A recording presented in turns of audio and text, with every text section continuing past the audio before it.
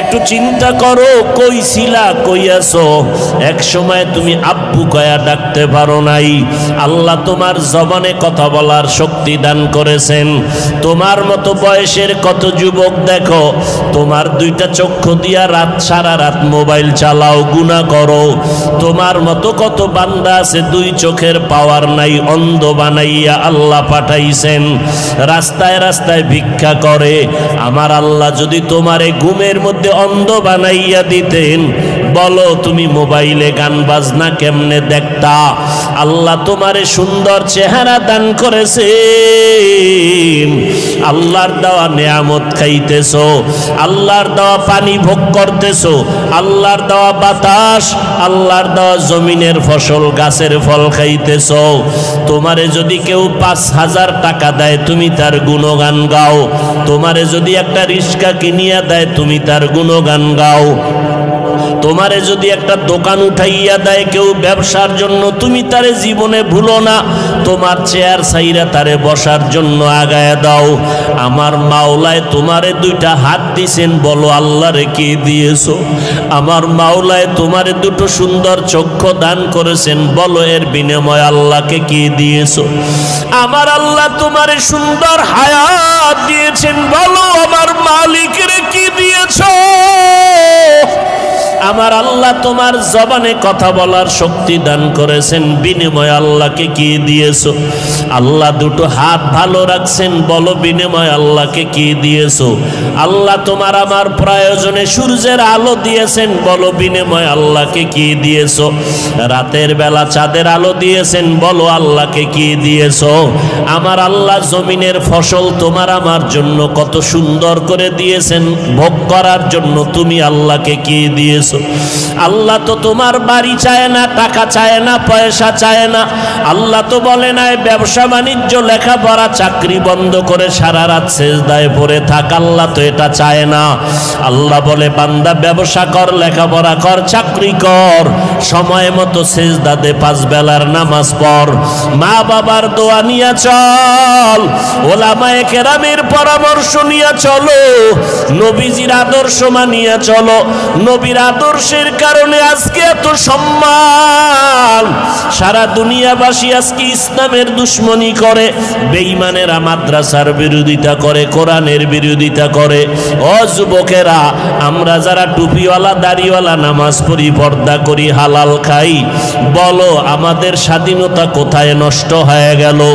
আমাদের খানাও বন্ধ হয় নাই, আমাদের চলাফেরার স্বাধীনতাও নষ্ট হয় নাই। আমাদের মতো দাড়িওয়ালা নামাজি ব্যবসা করে অভাব নাই, চাকরি করে অভাব নাই। তুমি কেন বলো নবীর তরিকা মানলে স্বাধীনতা চলবে না? বরং আমি চ্যালেঞ্জ করে বলবো, আমরা যারা নবীর তরিকা মানিয়ে চলি, আমাদের মতো সম্মানে জমিনে বর্তমানে কেউ নাই। আমরা যারা নবীর আদর্শ মানিয়ে চলি, আমাদের মতো শান্তিতে জমিনের মধ্যে কেউ নাই। তোমারে কোন শয়তানে ধোকায় ফেলে দিল, আজকে তুমি টুপি মাথায় দিতে চাও না, অথচ তুমি মুসলমান, আমিও মুসলমান। তুমি যে আল্লাহ মানো, আমিও সে আল্লাহ মানি। তোমার নবী আমার নবী এক, তোমার কোরআন আমার কোরআন এক। আমি টুপি মাথায় না দিলে লজ্জা পাই, আর তুমি টুপি মাথায় দিতে লজ্জা পাও। আমি দাড়ি কাটলে লজ্জা পাই, আর তুমি দাড়ি রাখতে লজ্জা পাও। আমি লম্বা পোশাকটা না পরলে লজ্জা পাই, তুমি লম্বা পোশাক পরতে লজ্জা পাও। আমি বেপর্দায় চলতে লজ্জা পাই, আর তুমি পর্দা করতে লজ্জা পাও। যেগুলো বেঈমানের চরিত্র ছিল, সেগুলো তুমি মুসলমানের মধ্যে ঢুকাইলা কেন রে বাবা? মনে মনে কি ভাবতেছো কোরআন মিথ্যা?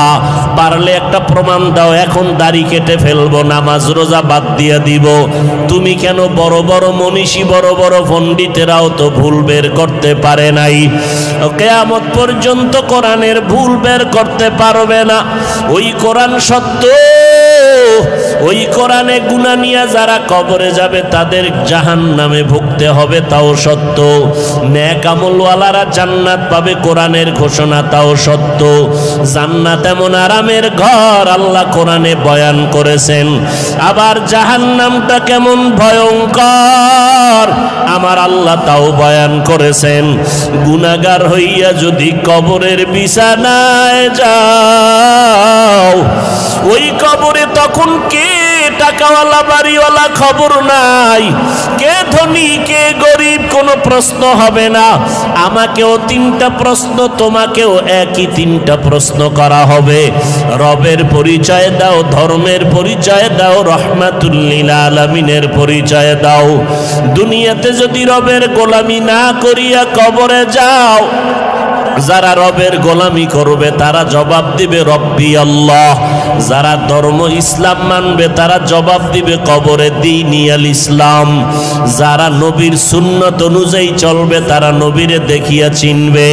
নবী বলেন আমার আল্লাহ গাইবি আওয়াজ দিয়া বলবে, ও ফেরেশতা কবরে জান্নাতের বিছানা দিয়া দাও, আমার বান্দা আরামে ঘুমাবে, কেউ ডিস্টার্ব করবে না। আর যারা গুনাহগার হইয়া কবরে যাবে এদেরকেও যখন প্রশ্ন করা হবে তারা জবাব দিতে পারবে না, শুধু আফসোস করে বলবে হা হা লা আদরি, আমি কিছুই জানি না, কিছুই জানি না। আল্লাহ রাগান্বিত হয়ে বলবে ফেরেশতাই নাফরমানকে ধর, এর কবরে জাহান্নামের আগুন জ্বালাইয়া দাও। 1টা না 2টা না 70 থেকে 99টা সাপ কবরের মধ্যে জাহান্নামের আগুন। আল্লাহর অর্ডার হবে, ওরে কবরের মাটি এই গুনাহগারের 2 দিক থেকে জোরে জোরে চাপ দাও। এত জোরে চাপ দিবে পাজরের হাড় চুরমার হয়ে যাবে। ও যুবক, এখনই কি গুনাহ ছাড়বা না? মানুষ তো শখ করিয়া অনেক সময় অনেক অন্যায় করে। তোমার মনের শখ লাগাইয়া দাড়ি রাখলা না কতদিন, এখনো কি তওবা করবা না? দুনিয়াতে যত বড় বড় বুজুর্গদের নাম আপনারা শুনেছেন, খাজা মঈনুদ্দিন চিশতি আজমিরি, বড় পীর আব্দুল কাদের জিলানী, বাইজিদ বুস্তামি, জুনায়েদ বাগদাদি, সিলেটের শাহজালাল রহমাতুল্লাহ আলাই, শাহ পরান, শাহ মখদুম, শাহ আলী, খানজাহান আলী, এরপরে ফুরফুরা, জৈনপুরি, সারসিনা, চরমনাই, উজানি, বাহাদুরপুর, এই যত নাম বললাম, এদের যারা বড় বড় পীর সাহেব ছিলেন জৈনপুরের, কারামত আলী জৈনপুরি রহমতুল্লাহ আলাই সহ, ওই খানকাত থেকে যারা আমাদের দেশে আসেন, আমাদের দেশে আসেন না, আসেন, আল্লাহকে সাক্ষী রেখে বলবেন এরা কি কেউ বেনামাজি ছিলেন? আপনারা তাদের মোহাব্বত করেন? করেন? আপনারা নামাজ পড়েন না কেন? আচ্ছা, যাগো নাম বললাম এগো কি দাড়ি ছিল? আপনি দাড়ি রাখেন না কেন? চালাকি কয়দিন করবেন? এই ধোকাবাজি করে কয়দিন চাপাবাজি করে খাবেন?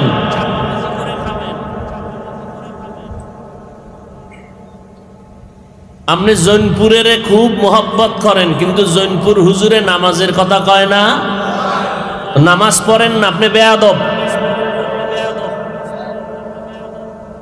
সারসিনার হুজুর, চরমনার হুজুর, বাহাদুরপুরের হুজুরেরা, যত আল্লাহ আলাদের নাম কইলাম, এরা রোজার কথা কয় না। আমার জানা মতে জৈনপুরের হুজুরেরা যারা আসেন বাকি ইন্ডিয়ার থেকে, এরা তো লোকালয় বেরও বেশি হয় না, গোসল করে তাও ভিতরে পর্দা লাগাইয়া। আপনারা যারা ভক্ত দাবি করেন, আপনারা গান শুনেন কেন? দাড়ি কাটেন কেন? সুদের টাকায় ব্যবসা করেন কেন? কি চালাক বাঙালি, মাস্তান মাস্তান ভাব। এই মাস্তানি তো দুনিয়ায় চলবে না, কবরের ভিড়া তো আছেই। যারা নামাজ পড়ে না, যারা দাড়ি রাখে না, যারা পর্দা করে না, যারা সুদ খায়, এই যত আল্লাহওয়ালাদের নাম বললাম এরা সবাই তাদের দুশ্মন। এরা জৈনপুরের দুশ্মন, এরা ফুরফুরার দুশ্মন, এরা খাজা মঈনুদ্দিনের দুশ্মন, এরা বড় পীর সাহেবের দুশ্মন, এরা সমস্ত আহলে হক পীর মাশায়েখের দুশ্মন। এক নাম্বার ভক্ত আমরা টুপিওয়ালা, দাড়িওয়ালা, পর্দাওয়ালারা। তবে আমরা চাপাবাজি করি না, চাপাবাজির অভ্যাস নেই। গাছ তোমার নাম কি? কথা কয় না। গাছ তোমার নাম কি? খাজা মঈনুদ্দিনের জন্য কি পাগল গাঞ্জা খায় বয়ে বয়ে। খাজা মঈনুদ্দিন কোনদিন গাঞ্জা খেয়েছেন? খাজা মঈনুদ্দিনের ইতিহাস যদি বলি রাত কেটে যাবে। কত বড় আল্লাহওয়ালা ছিলেন।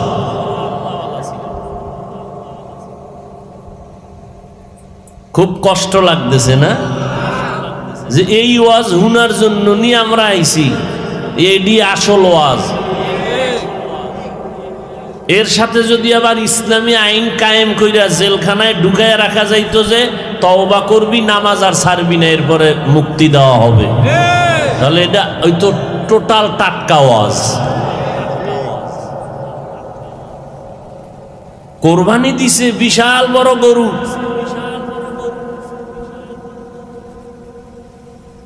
অথচ 5 ওয়াক্ত নামাজ পড়ে নাই।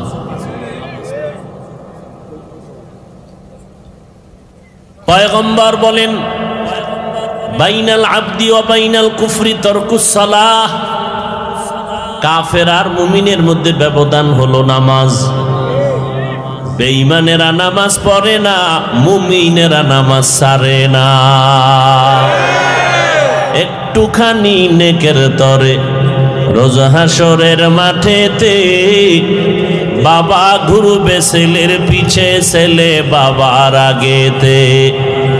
আহাতে মন কঠিন দিনেতে নামাজ তোমায় ভুলবে না। ঠিক মতো পড়িলে নামাজ জান্নাত তোমার ঠিকানা। ঘুমের চেয়ে নামাজ ভালো আর তুমি ঘুমাইও না। ঠিক মতো পড়িলে নামাজ জান্নাত তোমার ঠিকানা। কি বুঝলেন? আমি জৈনপুরি, ফুরফুরা, সারসিনা এইরকম যত পীর মাশায়েখ এদের বিরুদ্ধে কথা বলছি না। এদের বিরুদ্ধে যারা চলে তাদেরকে সতর্ক করলাম। সিলেটের মাজারে যায় জিয়ারাত, চান্দা উঠাইছে এলাকায়, ব্যানার টানায় কোথায় যায়? সিলেট শাহজালালের মাজার জিয়ারতে লেখা আছে ব্যানারে। 3-4 দিন ঘুরলো, শাহজালালের মাজারে গেল, কিন্তু 5 বেলার নামাজ পড়লো না। আচ্ছা বলেন তো, শাহজালাল রহমতুল্লাহ আলাইহি নামাজ পড়েন নাই? ওরে মাওলার কেমন পাগল ছিলেন শাহজালাল, জীবনে বিবাহ করেন নাই। আর আপনি আর একজনের বউ লগে লইয়া যাইতেছেন জিয়ারতে। আমি মিছা বলতেছি? এ বেগানা লইয়া যায় না? মহিলারাও কইছে আমরা যামু। কার বউ কার শালি খবর নাই, চলো।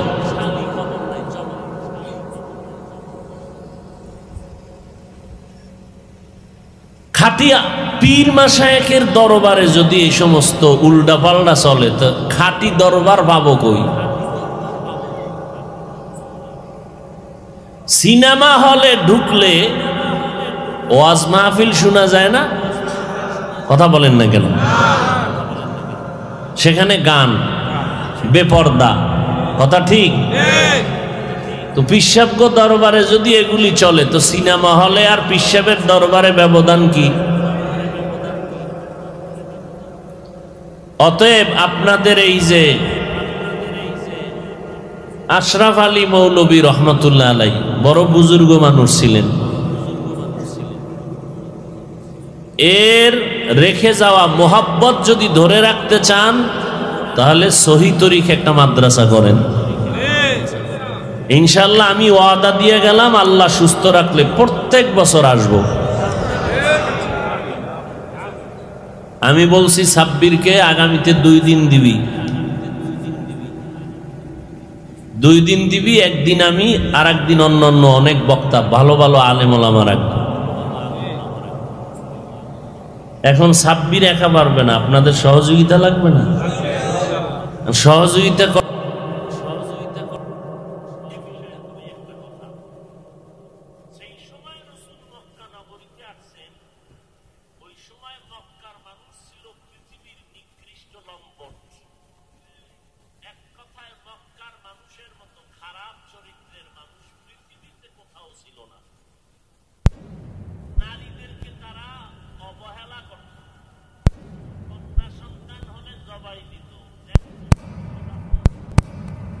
নারীদেরকে পছন্দই করতো না, আবার অবাধে রাস্তাঘাটে চলতো, বিয়া শাদী নাই, যখন যাক যেখানে সেখানে মনে চায় যৌবনের আদান প্রদান করত।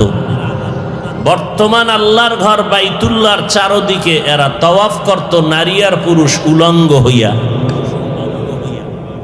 ওরা কোরবানি দিত, পশুর রক্ত এগুলো বাইতুল্লাহর দেওয়ালে এভাবে মুছত, মনে করত কামিয়াব হয়ে গেছে।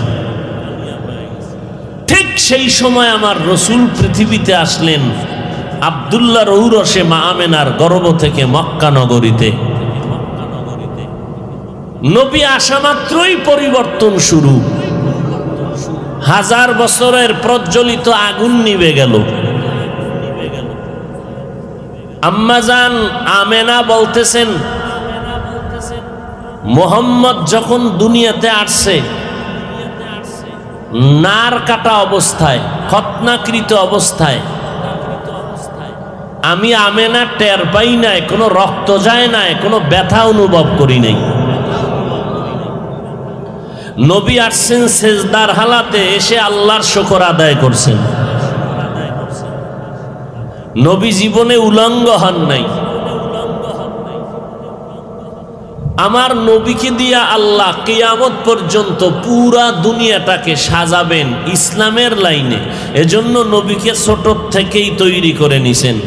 আসার আগে বাবারে নিয়ে গেলেন, অল্প বয়সে মা হারাইলেন, 8 বছরে দাদা নাই। এর কিছুদিন পরে আবার চাচা আবু তালিব, সেও নাই। নবী নিঃস্ব, আপন যারা এখন আছে সব জানের দুশ্মন, পেলেই হত্যা করবে। কিন্তু রসুলের উত্তম আদর্শ দিয়ে খুবই অল্প টাইমে টোটাল পৃথিবীটাকে নাড়া দিয়ে ফেললেন। মক্কা নগরী এখন উজ্জ্বল নগরীতে পরিণত হলো।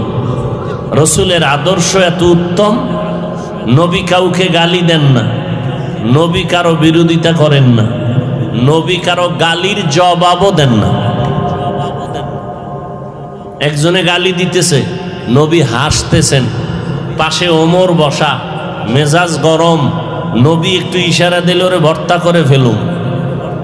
নবী ইশারা দেন না, নবী বলেন গালি দেওয়ার তার অধিকার আছে, দিয়া যাক। পার্শ্বে আবু বকর আর কত ধৈর্য ধারণ করবেন, দাঁড়ায় গেলেন, জবাব দিতেছেন। নবীর চেহারাটা আগে ছিল উজ্জ্বল, এখন মলিন হয়ে গেল। ইহুদি গালি দিয়া ইচ্ছা রকম চলে গেছে।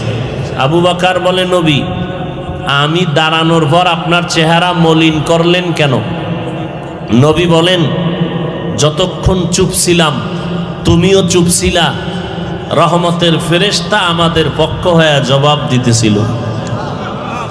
যখনই বিচারটা হাতে নিছো ফেরেশতা চলে গেছে, আমি মুহাম্মদ বড় কষ্ট পেয়েছি। নবী জীবনে গালি দেন নাই, গালির জবাবও দেন নাই। 63 বছর হায়াতে রসুল একটা মিথ্যা কথা বলেন নাই।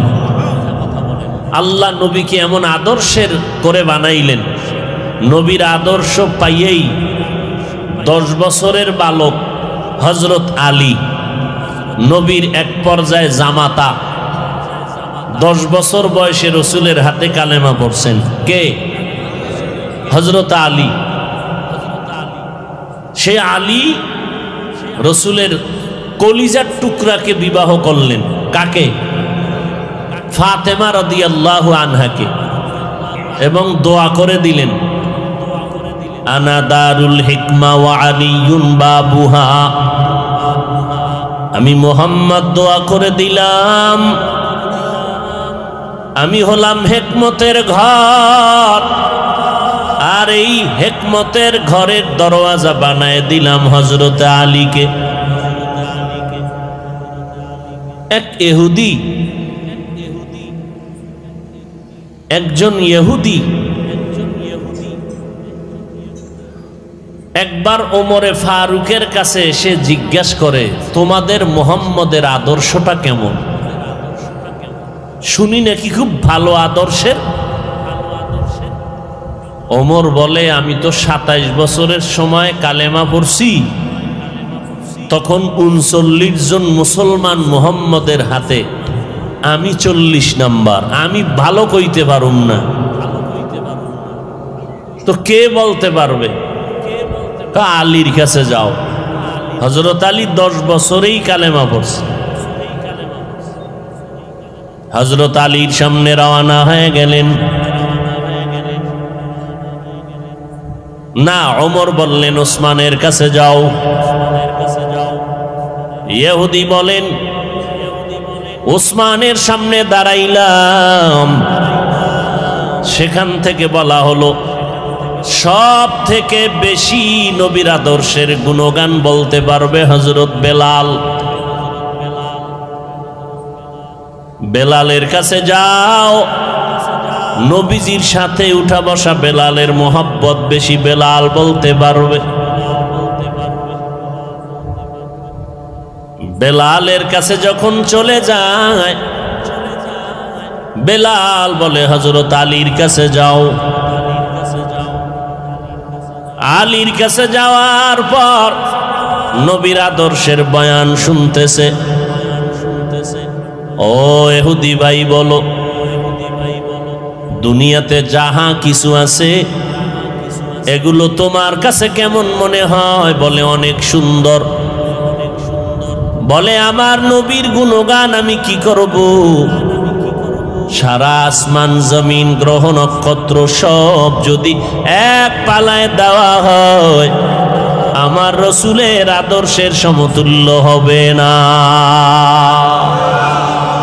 ইমামুল আউয়ালিন আল আখিরিন বাহরে সাদকা রাহমাতাল লিল আলামিন সাইয়্যিদুল কাউনাইন খাতমুল মুরসালিন আখিরা আমদবুদ ফখরুল আউয়ালিন।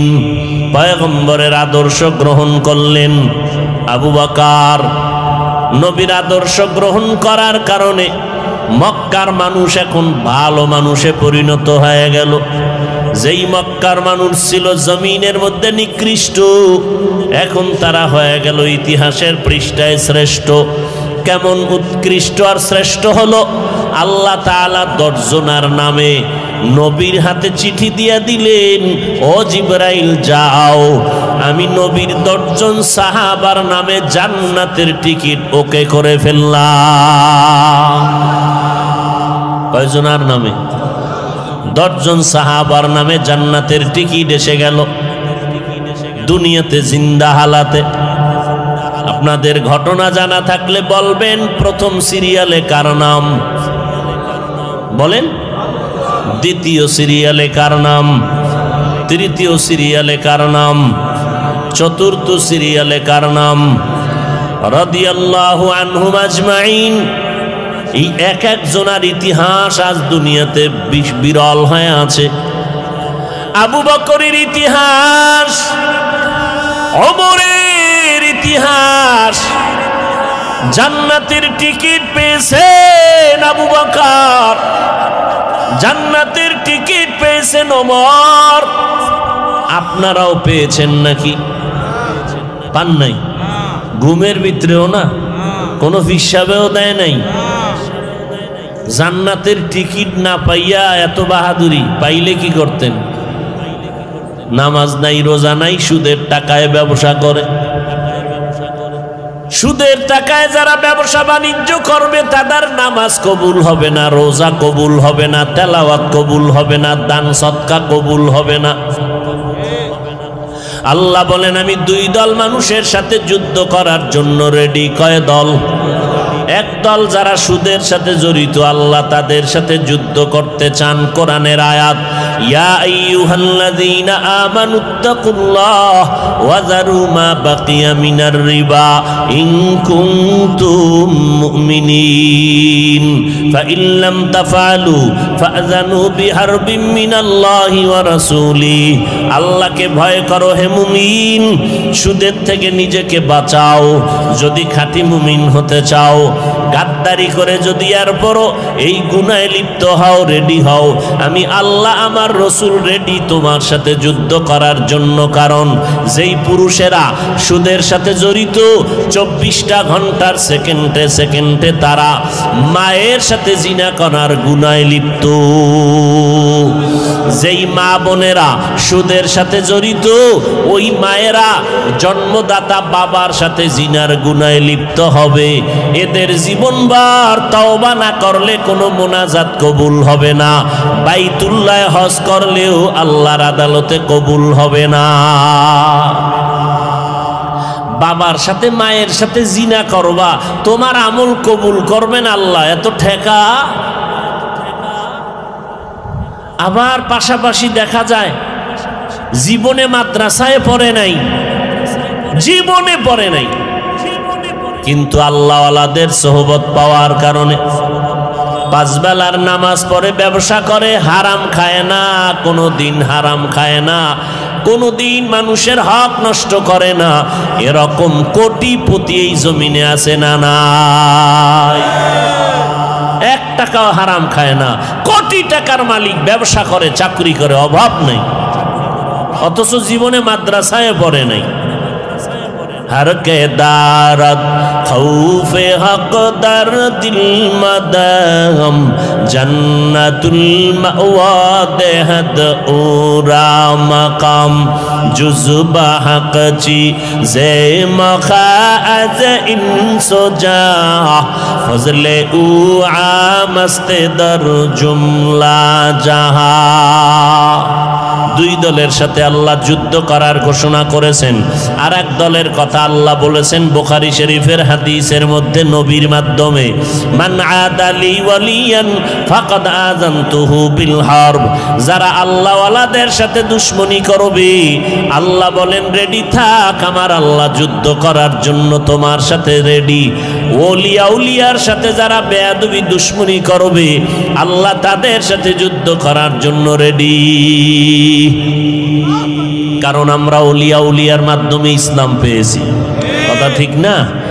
আমাদের মাথায় টুপি, দাড়ি, আমরা নামাজ পড়ি, পর্দা করি, হালাল খাই, 2 ফোঁটা চোখের পানি আছে, এখন হালাল খাই, সন্তানগুলো দিনের পথে চলে, আমরা হালাল ভাবে ব্যবসা বাণিজ্য করি। এর পেছনে অবদান ওলামায়ে কেরাম, ওলিয়া উলিয়া। সোহবতে সালেহ তোরা সালেহ কুনাত, সোহবতে তালে তোরা তালে কুনাত জামানা, সোহবতে বা আউলিয়া পে তেরা সদ সালা তাআত বেরিয়া।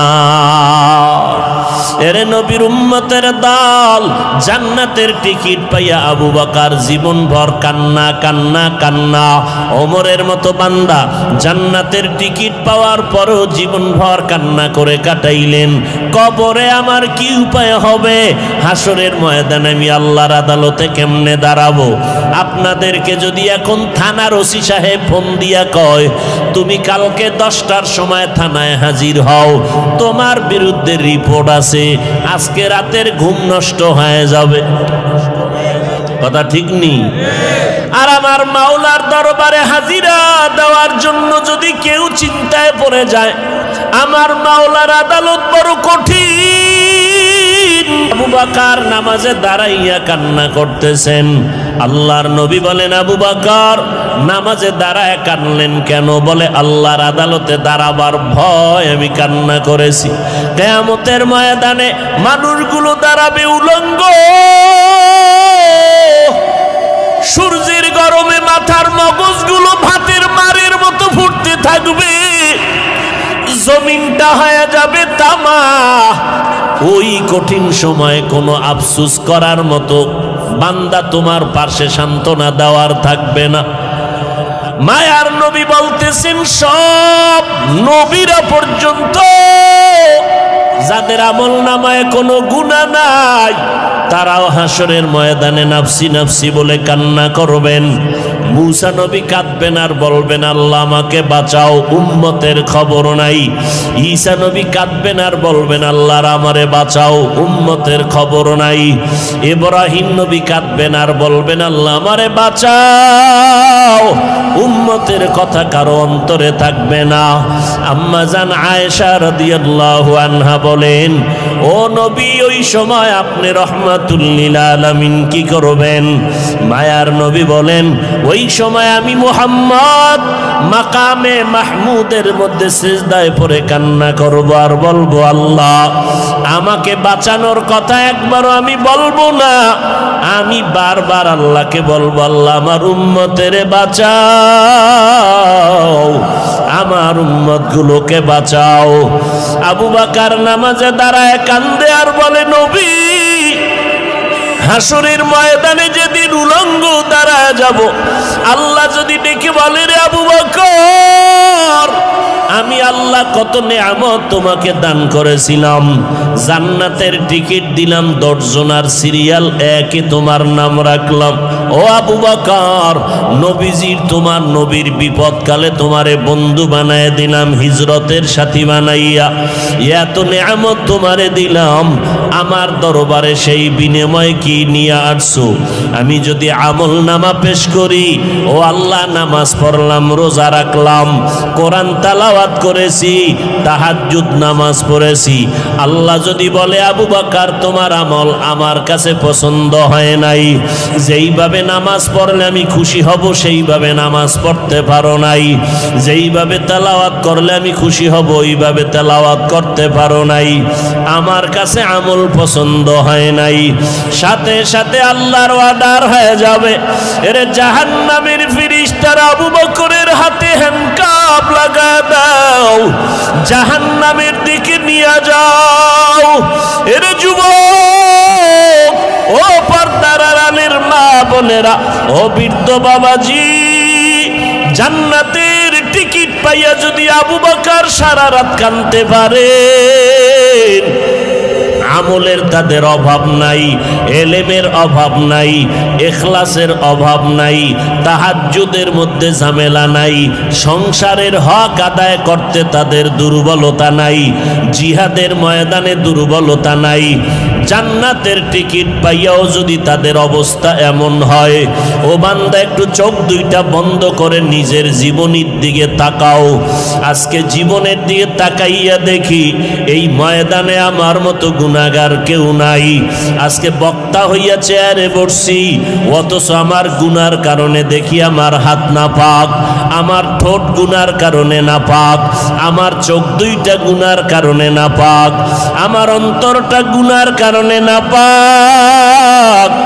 আমার মতো গুনাহগার এই ময়দানে কেউ নাই। এরে যুবক, একটু চিন্তা করো, কই ছিলা, কই আছো? এক সময় তুমি আব্বু কয়া ডাকতে পারো নাই। আল্লাহ তোমার জবানে কথা বলার শক্তি দান করেছেন। তোমার মতো বয়সের কত যুবক দেখো, তোমার দুইটা চক্ষু দিয়া রাত সারা রাত মোবাইল চালাও, গুনাহ করো। তোমার মতো কত বান্দা আছে দুই চোখের পাওয়ার নাই, অন্ধ বানাইয়া আল্লাহ পাঠাইছেন, রাস্তায় রাস্তায় ভিক্ষা করে। আমার আল্লাহ যদি তোমারে ঘুমের মধ্যে অন্ধ বানাইয়া দিতেন, বলো তুমি মোবাইলে গান বাজনা কেমনে দেখতা? আল্লাহ তোমারে সুন্দর চেহারা দান করেছেন,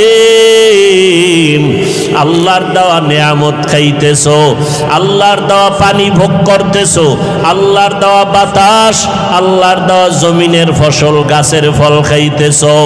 তোমারে যদি কেউ ৫,০০০ টাকা দেয় তুমি তার গুণগান গাও, তোমারে যদি একটা রিক্সা কিনিয়া দেয় তুমি তার গুণগান গাও, তোমারে যদি একটা দোকান উঠাইয়া দেয় কেউ ব্যবসার জন্য তুমি তারে জীবনে ভুলো না, তোমার চেয়ার ছাইরা তারে বসার জন্য আগায় দাও। আমার মাওলায় তোমারে ২টা হাত দিছেন, বলো আল্লাহরে কি দিয়েছো? আমার মাওলায় তোমারে ২টো সুন্দর চক্ষু দান করেছেন, বলো এর বিনিময়ে আল্লাহকে কি দিয়েছো? আমার আল্লাহ তোমারে সুন্দর হায়াত দিয়েছেন, বলো আমার মালিকের কি দিয়েছো? আমার আল্লাহ তোমার জবানে কথা বলার শক্তি দান করেছেন, বিনিময়ে আল্লাহকে কি দিয়েছো? আল্লাহ 2টো হাত ভালো রাখছেন, বলো বিনিময়ে আল্লাহকে কি দিয়েছো? আল্লাহ তোমার আমার প্রয়োজনে সূর্যের আলো দিয়েছেন, বলো বিনিময়ে আল্লাহকে কি দিয়েছো? রাতের বেলা চাঁদের আলো দিয়েছেন, বলো আল্লাহকে কি দিয়েছো? আমার আল্লাহ জমিনের ফসল তোমার আমার জন্য কত সুন্দর করে দিয়েছেন, ভোগ করার জন্য তুমি আল্লাহকে কি দিয়েছো? আল্লাহ তো তোমার বাড়ি চায় না, টাকা চায় না, পয়সা চায় না। আল্লাহ তো বলে নাই ব্যবসা বাণিজ্য লেখাপড়া চাকরি বন্ধ করে সারা রাত সেজদায় পড়ে থাক, আল্লাহ তো এটা চায় না। আল্লাহ বলে বান্দা ব্যবসা কর, লেখাপড়া কর, চাকরি কর, সময় মতো সেজদা দে, 5 বেলার নামাজ পড়, মা বাবার দোয়া নিয়ে চল, ওলামায়ে কেরামের পরামর্শ নিয়ে চলো, নবীজির আদর্শ মানিয়ে চলো। নবীর আদর্শের কারণে আজকে এত সম্মান। সারা দুনিয়াবাসী আজকে ইসলামের দুশ্মনী করে, বেঈমানেরা মাদ্রাসার বিরোধিতা করে, কোরআনের বিরোধিতা করে।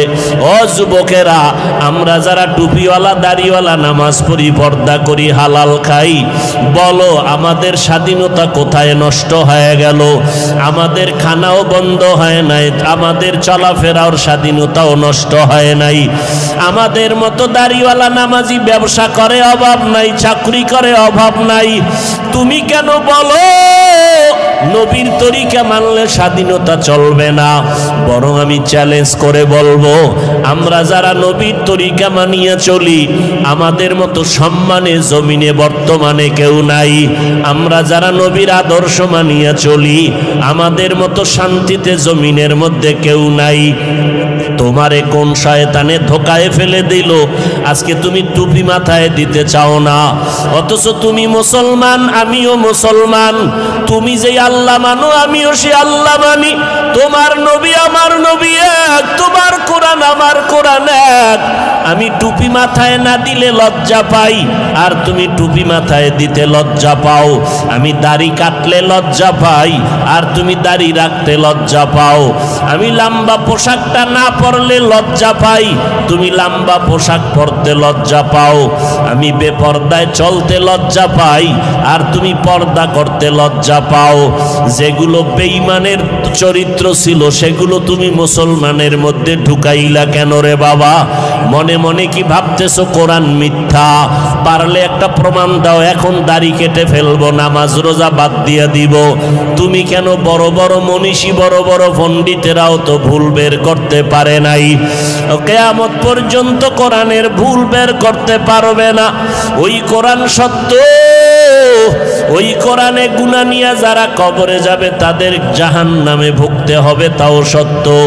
নেক আমলওয়ালারা জান্নাত পাবে, কোরআনের ঘোষণা, তাও সত্য। জান্নাত এমন আরামের ঘর, আল্লাহ কোরআনে বয়ান করেছেন। আবার জাহান্নামটা কেমন ভয়ঙ্কর, আমার আল্লাহ তাও বয়ান করেছেন। গুনাহগার হইয়া যদি কবরের বিছানায় যাও, ওই কবরে তখন কে টাকাওয়ালা বাড়িওয়ালা খবর নাই, কে ধনী কে গরিব কোনো প্রশ্ন হবে না। আমাকেও 3টা প্রশ্ন, তোমাকেও একই 3টা প্রশ্ন করা হবে। রবের পরিচয় দাও, ধর্মের পরিচয় দাও, রহমাতুল লিল আলামিনের পরিচয় দাও। দুনিয়াতে যদি রবের গোলামি না করিয়া কবরে যাও, যারা রবের গোলামি করবে তারা জবাব দিবে রব্বি আল্লাহ। যারা ধর্ম ইসলাম মানবে তারা জবাব দিবে কবরে দীনি আল ইসলাম। যারা নবীর সুন্নত অনুযায়ী চলবে তারা নবীরে দেখিয়া চিনবে। নবী বলেন আমার আল্লাহ গাইবী আওয়াজ দিয়া বলবে, ও ফেরেশতা কবরে জান্নাতের বিছানা দিয়া দাও, আমার বান্দা আরামে ঘুমাবে, কেউ ডিস্টার্ব করবে না। আর যারা গুনাহগার হইয়া কবরে যাবে এদেরকেও যখন প্রশ্ন করা হবে তারা জবাব দিতে পারবে না, শুধু আফসোস করে বলবে হা হা লা আদরি, আমি কিছুই জানি না, কিছুই জানি না। আল্লাহ রাগান্বিত হয়ে বলবে ফেরেশতাই নাফরমানকে ধর, এর কবরে জাহান্নামের আগুন জ্বালাইয়া দাও। একটা না দুইটা না 70 থেকে 99টা সাপ কবরের মধ্যে জাহান্নামের আগুন। আল্লাহর অর্ডার হবে, ওরে কবরের মাটি এই গুনাহগারের দুই দিক থেকে জোরে জোরে চাপ দাও। এত জোরে চাপ দিবে পাজরের হাড় চুরমার হয়ে যাবে। ও যুবক, এখনই কি গুনাহ ছাড়বা না? মানুষ তো শখ করিয়া অনেক সময় অনেক অন্যায় করে। তোমার মনের শখ লাগাইয়া দাড়ি রাখলা না কতদিন, এখনো কি তওবা করবা না? তোমার মনের শখে পার্কে পার্কে ঘুরলা কতদিন, এখনো কি তওবা করবা না? তোমার মনের শখে মোবাইলে কত গুনার কাজ করেছো, এখনো কি তওবা করবা না? যদি তওবার নিয়ত থাকে 2 ফোঁটা চোখের পানি ছেড়ে কাঁদো আর মনে মনে আল্লাহকে ডাকো আর বলো, দয়ার মালিক জীবনে আর গুনাহ করব না, নামাজ ছাড়ব না, বেপরদায় চলব না, মা বাবারে কষ্ট দিব না।